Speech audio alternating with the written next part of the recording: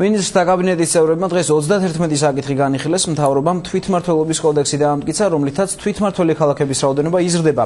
იმჟელეს ინაუგურაციის საკითხებზე მომუშავე კომისიაზე თამარ ბუბაშვილი მუშაობს კანცელარიაში. თამარ, კიდევ რა საკითხები განიხილეს მინისტრთა კაბინეტის წევრებმა?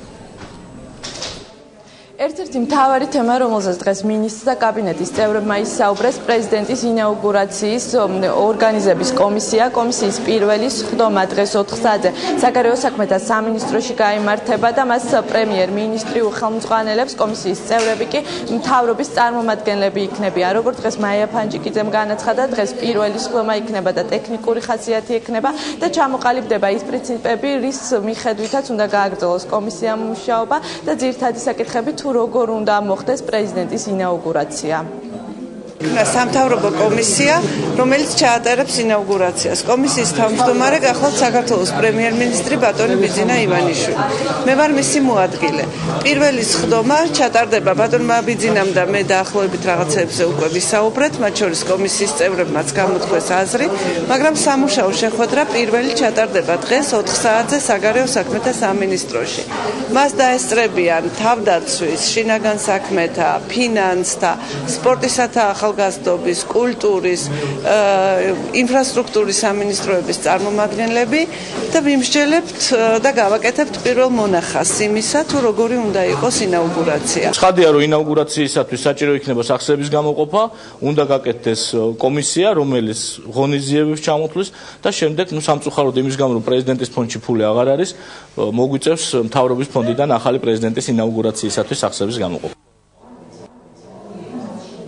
მინისტრთა კაბინეტის წევრებმა დღეს ასევე დაამტკიცეს რეგიონული განვითარებისა და ინფრასტრუქტურის სამინისტროს პროექტი გულისხმობს თვითმმართველობის სისტემის ცვლილებას, იზრდება თვითმმართველი ქალაქების რაოდენობა და ყველა იმ ქალაქს მიენიჭება თვითმმართველი ქალაქის სტატუსი, სადაც 15,000-ზე მეტი მოსახლე ცხოვრობს. ამასთანავე გარდამავალ პერიოდში თვითმმართველობის არჩევნებამდე გუბერნატორებს პრეზიდენტის ნაცვლად უკვე მთავრობა დაამტკიცებს. არჩევნების თვითმმართველობის არჩევნების შემდეგ კი კანონპროექტის მიხედვით იცვლება გუბერნატორების ფუნქციები და სახელწოდება.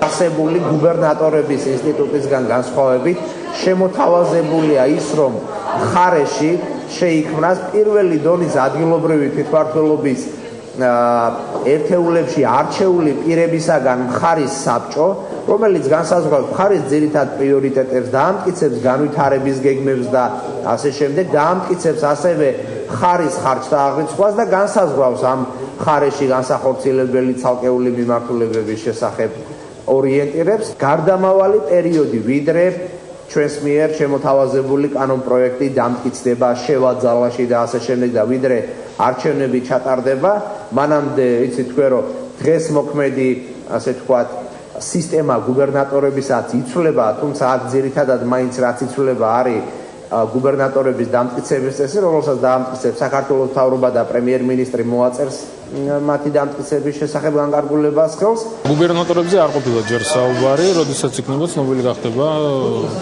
თქვენთვისაც, საზოგადოებისათვის თუ ვინ იქნება კანდიდატები. მთავრობის სხდომის დასრულების შემდეგ საჯარო ახსოვების მინისტრმა სოზარ სუბარმა ისაუბრა პრეზიდენტის მიერ შეწყალებულ პირებთან დაკავშირებითაც, როგორც მინისტრი აცხადებს, დაახლოებით 1 კვირის წინ შეწყალების კომისიამ პრეზიდენტს გადაუგზავნა დაახლოებით 150 კაციანი შესაწყალებელ პირთა სია, თუმცა პრეზიდენტმა სოზარ სუბარის თქმით 200-ზე მეტი პირი შეიწყალა, როგორც მინისტრი აცხადებს, შეწყალებულ პირთა შორის არიან ასევე ის პირები, რომლებიც ზებნაში იმყოფებიან. კვირის შეწყალების კომისიამ დაახლოებით 150 კაცის შეწყალების სია შესაწყალებელ ადამიანთა სია გადასცა პრეზიდენტს, თუმცა პრეზიდენტმა ისგან გამოვიდა 220 ადამიანზე მეტი, მათ შორის ის ადამიანები, რომლებიც კომისიას არ განუხილავს, მათ შორის არიან ადამიანები, რომლებსაც არც ერთი დღე საპატიმროში არ მოუღწია. მაგალითად, ყოფილი იუსტიციის მინისტრის ზურაბ ადეიშვილის ძმა დავით ადეიშვილი, რომელსაც ერთი დღე ის არის ძებნილი, ერთი დღე არ მოუღწია. ასევე ბაჩო ახალაიას ყოფილი მოადგილე ძიმშეიშვილი.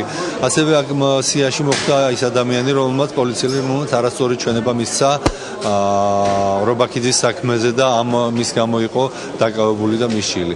ასე რომ ეს ამ ადამიანებმა უკვე დატოვეს გუშინ საპრობილეები, დაწესებულებები იმ ხალხის გარდა, ვინც არ იყო ჯერ დაპატიმრებული, ხოლო ეს ძებნილები, მათ ძებნა მოეხსნებათ ბუნებრივია.